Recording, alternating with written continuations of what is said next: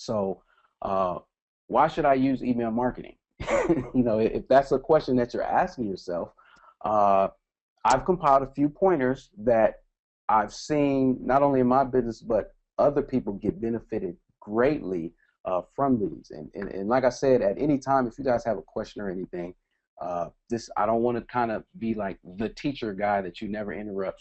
Feel free to type your questions in there as we go on. I'll pause, stop, and ask anything. It's more important that you understand what I'm trying to communicate than for me to just babble on through presentations. But with that being said, the first thing is personalization. You can build relationship with your prospects and customers personally. So you no longer have to kind of speak in general terms to the general masses. Email marketing gives you a more personal means of communication and marketing that allows you to effectively warm your leads up better. And it's the most cost-effective medium of marketing. They did a research that showed that every $1 you spend on email marketing returns $40. And on top of that, there's no printing or postage cost. So for most of us, that's a no-brainer. Low risk, high reward. Third is razor sharp marketing. This deals with list segmentation. Say you're a shoe, you have a shoe store, you sell men and women's shoes.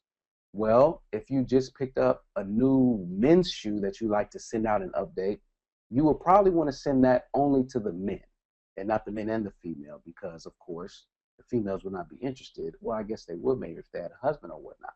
But the point is that you can specifically target on your list who you want to market to and what products you want to market them to, and what products you want to market to them.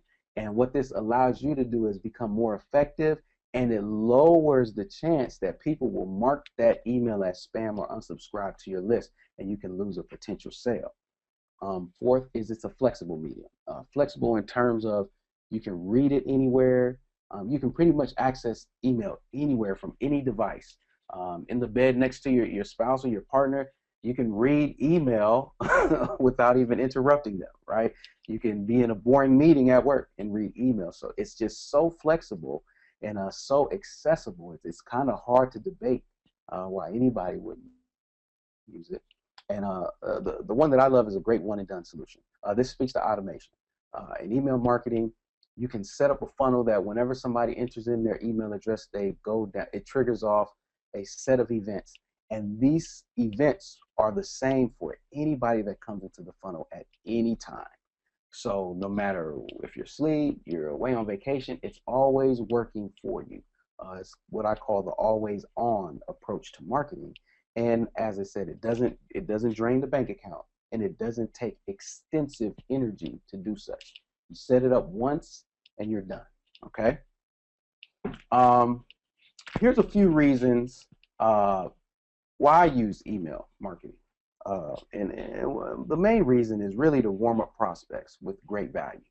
To the internet marketing space, to this web space, I'm kind of a new face because I've been in the corporate world and I've had a lot of offline clients. So a lot of people don't know my face.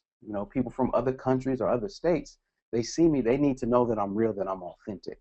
I like to use email marketing as a way to kind of be the catalyst to that credibility building. Stay updated and informed. Whenever I'm doing something new, the training, or whenever somebody wants some training for me, all of this information is exchanged via email marketing. I keep people up to date. They let me know where they're struggling in their business, could they be automating more, and I'm able to provide that help and assistance via email. Deliver products, training, and support.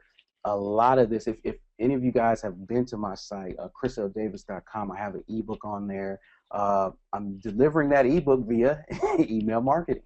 I do training. I do a lot of documentation on processes that I do in my business as well as other business owners.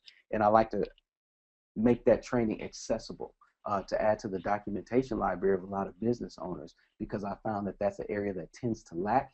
And when you have somebody in a major position in your company and they leave, the first thing you look for is documentation on how they did what they did. So I provide that as well, and of course support. Ticketing systems, or just flat out emailing me, hey, can you fix this? More recently, I've had clients that needed to convert their Facebook likes into potential customers. Depending on how much you know about social media, Facebook specifically, you'll quickly realize that people liking and sharing your information on there does not equate to dollars. The dollars takes place when you can convert those people from social media to an actual personal medium where you can build a relationship. And I use email marketing to do that, very effective. And then lastly, collect data via surveys. As business owners, you can never have enough feedback. You always need to be looking at what's working, what's not working, stay in tune with the heart of your prospects, your customers, so you're aware that what you're offering is still in line with what is in need from you.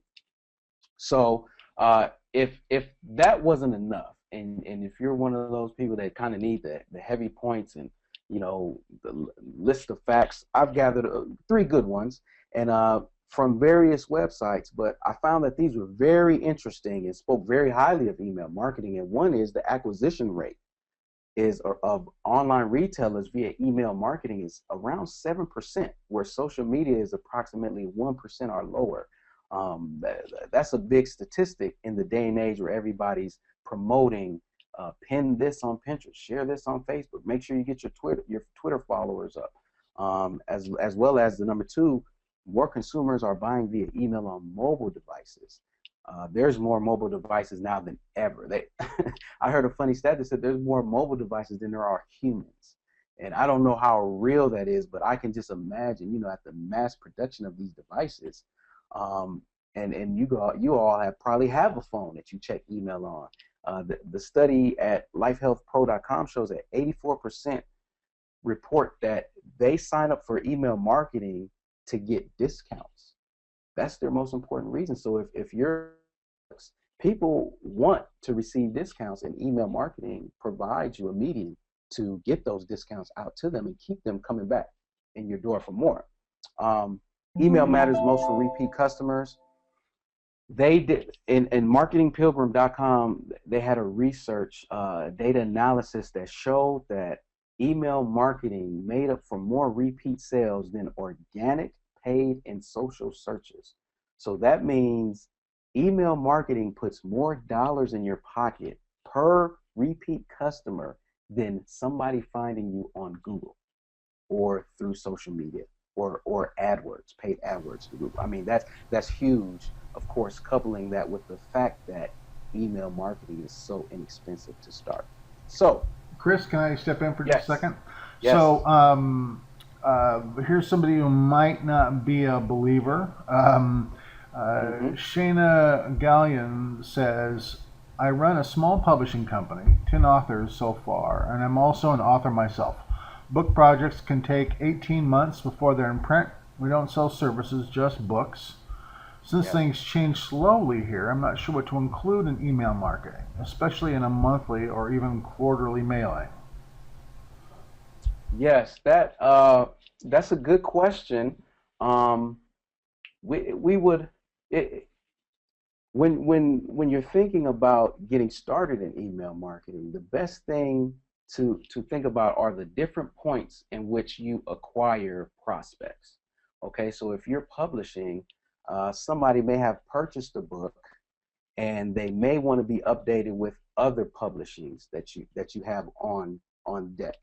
Even though they're 12 to 18 months apart, you don't have to. What I see a lot of email marketers do is they feel like they have to do so much.